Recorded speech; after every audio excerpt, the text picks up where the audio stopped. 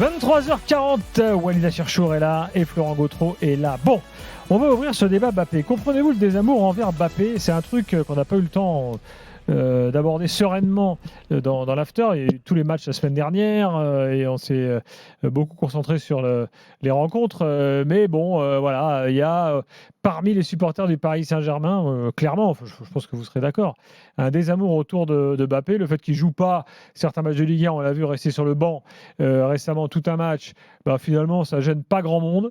Voilà, on le voit déjà parti, alors que paradoxalement c'est lui qui pourrait, pourquoi pas, on le souhaite aux supporters parisiens, offrir une Ligue des Champions au club dans quelques jours. Donc je ne sais pas qui veut démarrer. Flo, Walid, est-ce que vous comprenez ce désamour ?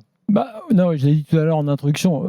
Je ne vais pas revenir sur toute l'histoire. Peut-être que Walid voudra y revenir, mais sur tout ce qui s'est passé au niveau contractuel, dans la façon dont lui-même a géré politiquement l'équipe. Je veux l'équipe comme ci, comme ça. Bon, ça c'est un point. C'est important d'y revenir. C'est pour expliquer un peu ce désamour. Il y a ça. C'est que quand tu dis que tu veux être au centre du projet, que tu l'es, que tu demandes des garanties, que tu changes l'image à ton équipe, l'équipe à ton image, enfin à tes besoins. Tout ça, c'est une des raisons. Moi, je veux revenir sur un truc très lié à l'actu et à ce qui s'est passé ces derniers temps et ces derniers jours, et notamment au dernier match de Ligue des Champions. C'est le désamour, il est mérité parce que sportivement, Mbappé ne fait pas ce qu'il faut. Et les débats qu'on a eus sur Luis Enrique étaient intéressants à ce titre. C'est que si Luis Enrique était allé au bout même de sa logique sportive, dans le dernier match, il devait sortir Mbappé. Parce que Mbappé, si tu veux, n'y arrivait pas et ne faisait pas le match qu'il fallait. En fait, Mbappé, et il fait plein de matchs. Il sortir. En même temps, il était mal utilisé. Non, justement, c'est ça l'histoire. C'est que Mbappé n'est pas content de la façon dont il est utilisé. Parfois, il l'oublie et il décide de faire ce qu'il faut et ça devient un joueur qui rentre dans le collectif. Et la plupart du temps, il refuse ou il ne veut pas le faire. Et tu as un joueur qui est hyper compliqué à gérer. Aujourd'hui, ce qu'il faut regarder, c'est pour sortir de nos querelles franco-françaises, on va dire, ou hispano-françaises avec Luis Enrique, c'est de regarder les autres jeunes joueurs dans d'autres équipes européennes, de voir comment tu te comportes par rapport au collectif. En fait, ce qui me gêne avec Mbappé, moi là, sportivement parlant, c'est que il demande le ballon dans les pieds. En gros, Mbappé, dans sa tête, c'est l'action ne débute quand vous m'avez donné le ballon. Nasri a dit ça le jour après un match, mais c'était déjà, je crois que c'était après le match aller contre Barcelone sur Canal. J'ai trouvé que Nasri avait parfaitement résumé ce que sportivement Mbappé ne faisait pas. On a déjà parlé des replacements défensifs inexistants. Il fait semblant de se replacer. C'est pour ça qu'il joue au poste de numéro 9. Voilà, il coupe à peine la ligne de passe. Et c'est pour ça que moi, j'ai critiqué, entre guillemets, le choix de Luis Enrique de faire entrer Kolo Muani l'autre jour, parce que je pense que Kolo Muani n'a pas confiance. Mais je sais pourquoi il l'a fait. Ouais. Parce que ce côté gauche avec Nuno Mendes qui n'allait pas, il s'est dit, si je mets Mbappé côté gauche qui déjà ce soir-là ne faisait pas le travail défensif, il dit, voilà, on peut perdre, prendre d'autres buts. Même si c'est pas ma vision du foot, mais je pense que c'est ce qui s'est. En fait, si tu veux, on a un problème avec Mbappé qui est que c'est un joueur exceptionnel, qui d'ailleurs, comme Luis Enrique l'a pensé au dernier match, peut à tout moment te faire gagner un match, et c'est vrai, mais qui ne s'inscrit pas, ou du moins une partie du temps, dans le collectif. D'ailleurs, quant au match retour, il est très bon, enfin il est bon contre Barcelone, parce qu'il n'a pas non plus été exceptionnel, malgré les stats. Un bon 6. En fait, il avait récupéré un ballon, par exemple. Oui. Ce qu'il fait de temps en temps. Sur le deuxième but. C'est très très rare. Donc en fait, si tu veux, en gros, pour être très simple, si Mbappé, en dehors de toute l'affaire politique et liée au contrat qu'il a occupé au PSG, si Mbappé sportivement accepte et décide, et là je pense que ça vaut pour le Real, ça vaut pour l'équipe de France, ça vaut de se mettre plus dans le sens collectif du foot, c'est-à-dire oui je suis obligé de me replacer, oui je suis obligé de faire des courses défensives, oui effectivement si je veux jouer par exemple à gauche, je suis obligé de faire ce travail-là, et même quand je suis neuf, oui parfois il faut faire du travail de haut but, et surtout par exemple pour un attaquant, faire des choses et des appels qui ne servent pas forcément à toi, mais aux autres. Et ça, en fait, si tu veux, moi, je sors de tout le débat, tu vois, le côté humain où on dit « Ah ouais, mais c'est le génie, à tout moment, il peut te faire gagner un match. » Ok, il a mis une frappe sur le poteau, il a fait une passe qui aurait pu être décisive pour Dembélé. Mais tu te dis, d'accord, ok, donc s'il avait fait ça, par exemple, il aurait eu 8 dans l'équipe le lendemain. Ouais. Mais c'est scandaleux. C'est scandaleux. En fait, si tu veux, le truc, c'est que Mbappé, tout ce que j'ai dit qu'il ne faisait pas, il est absolument évidemment capable de le faire. Et moi, c'est juste ça que je veux. Je veux qu'Mbappé grandisse sportivement pour devenir un joueur plus collectif. Et là, il n'y aura pas le désamour qu'il y a aujourd'hui. En dehors de tous les problèmes politiques, je pense que s'il y a aussi du désamour en ce moment, il y a du dépit amoureux lié au contrat et à son départ, mais il y a du désamour lié aussi à ce qu'il ne fait pas sportivement sur un terrain. Mais moi, je pense qu'on ne peut pas décorréler ce qui se passe sur le terrain de ce qui s'est passé en dehors. Et moi, je pense que le désamour, notamment des supporters du PSG, on en a beaucoup parlé avec Daniel. Pour lui, Daniel, c'était pas important ce qui s'est passé cet été. Mais pour moi, je pense que les gens ont vu clair dans le jeu de Kylian Mbappé. Il faut qu'on rappelle quand même, Gilbert, que s'il n'y a pas l'histoire du Japon cette saison, c'est-à-dire que s'il n'y a pas Nasser El Khelaifi qui lui dit tu pars pas au Japon, Kylian Mbappé veut aller au bout de son contrat, partir libre au Real Madrid, prendre la prime de fidélité, la dernière année qu'il a au Paris Saint-Germain et ne pas partir au Real Madrid et prendre la prime au Real Madrid.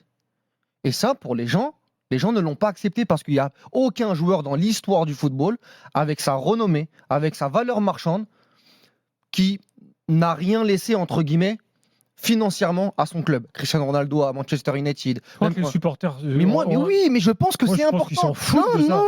Non, parce qu'en fait, quand Kylian Mbappé et quand les médias disent. Ils ont un club qui, de toute façon, c'est un puissant fond.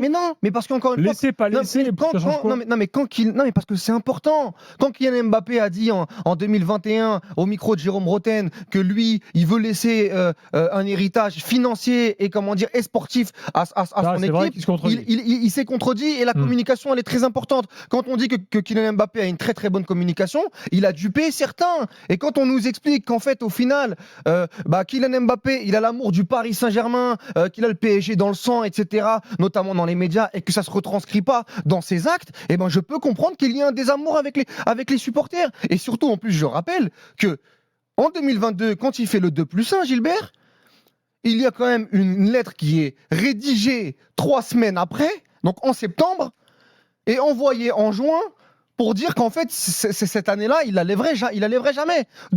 3 semaines. Oui, enfin là-dessus, si on revient surtout, sans doute que là, il a répondu oui à Nasser El Khelaifi, qui voulait pas 2 ans. Non, mais c'est comme si moi je me mariais avec ma femme, au bout de 3 semaines, elle te dit non, en fait, bien finalement. Compris qu'il a aussi cédé aux demandes des Qataris à ce moment-là. Mais personne lui a mis On a trouvé un compromis. D'accord, ok, mais je te dis juste que, encore une fois, ce qui s'est passé en coulisses a eu un effet sur, encore une fois, le désamour qui a pu être créé entre les supporters et Mbappé. En gros, Mbappé, il voulait 2 ans, ils lui ont dit non, 3, bon, allez, 2 plus 1. Et encore une fois, même si ici, et je me bats souvent avec Daniel, que, voilà, en gros.